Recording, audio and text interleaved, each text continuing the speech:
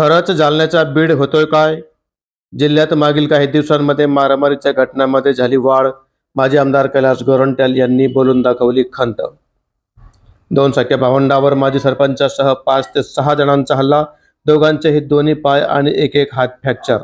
गावातील मुख्य चौकात छत्रपती शिवाजी महाराजांचा पुतळा उभारण्यावरून वाद.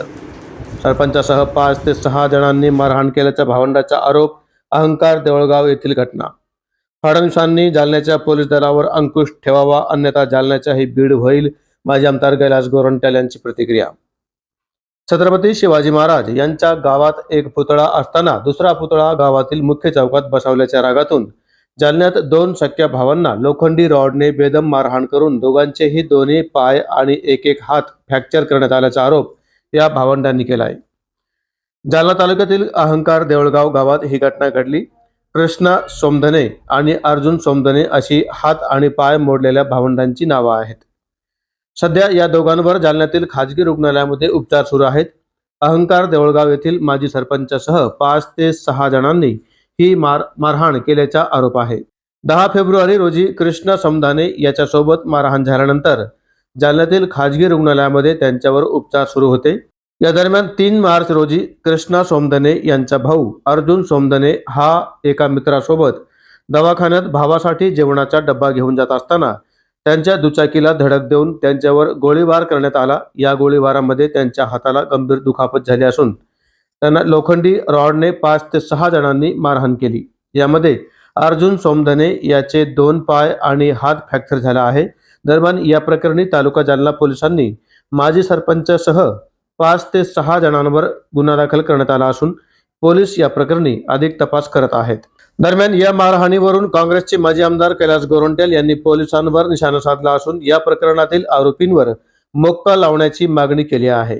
तसेच मुख्यमंत्री तथा गृहमंत्री देवेंद्र फडणवीसांनी जालन्याच्या पोलीस दलावर अंकुश ठेवावा, अन्यथा जालन्याचाही बिहार होईल अशी भीती माजी आमदार कैलास गोरंट्याल यांनी व्यक्त केली आहे. काय नेमकी घटना घडलेली आणि आता त्या ज्यांना मारहाण झाली त्यांची प्रकृती कशी आहे? बघा, गेल्या काही दिवसापासून म्हणजे या 3 महिन्यापासून जालनाचा काय बीड होणार का असं मला वाटतं की बीडपेक्षा भयंकर घटना जालन्यात होत आहे. अंकर देवळगाव म्हणून एक जालन्याला लागून एक गाव, तिथला सरपंच आहे बाबासाहेब सोमधने. त्याच्यावर बलात्कार, फसवणूक, मारामारी अनेक गुन्हे दाखल आहेत आणि त्याने याबद्दल गावात फार लोकांना मारलं.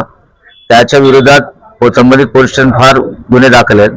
या अगोदर त्याने जुलैमध्ये कृष्णा सोमधने याला मारलं होतं आणि या अंकुश सोमधनेला याने एक 10 दिवस अगोदर मारला. तेव्हा मी एसपी कडे जाऊन स्वतः गावचे लोकांना मी त्याच्यावर तक्रार केली की याच्यावर कारवाई करा, याच्यावर मोक्का लावा, काय करा. पण एसपी म्हणतो हे मोक्का होत नाही, काय होत नाही.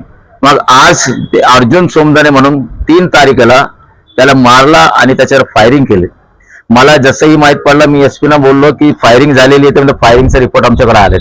मी स्वतः येऊन बघितलं, त्याला छर्रे लागलेले आणि त्यावेळी बोललं की तुम्ही पुन्हा कोणाला पाठवा. 1 तास झाले मी स्वतः या हॉस्पिटलमध्ये बसलेले, आतापर्यंत कोणी बघायला आले नाही. मी तुमच्या माध्यमातून आपले देवेंद्र फडणवीस साहेबांना विनंती करतो की हा पण बिहार होण्याच्या मार्गावर आहे. आपण इथं पोलीस प्रशासनावर कठोर अंकुश ठेवा, नाहीतर हे बीडपेक्षा जास्त इथं वातावरण खराब होणार आहे. या लोकांना गावाचा एकही आदमी डब्बा आणून देत नाही, एवढं त्या दहशत त्या माणसाची एकही. आणि या गेल्या 3 महिन्यात जालन्याकरांना माहिती आहे काय काय होऊ लागले आणि या पुढं काही अनर्थ झाला तर हे पोलीस प्रशासन याचे जिम्मेदार राहील. आणि मी आता वडेट्टीवार आणि भास्कर जाधवला याच्या नंतर फोन करणार आहे आणि सांगणार आहे की जालन्यात हे घटना जे होऊ लागले आपण विधानसभेत बोलवा. मला वाटतं विधानसभा कधीपर्यंत? 26 तारीखपर्यंत या प्रश्न उचलला पाहिजे आणि या माणसावर जे सरपंच याच्यावर फार गुन्हे आणि त्याच्यावर मोक्का लागला पाहिजे ही विनंती मी सरकारला करणार आहे.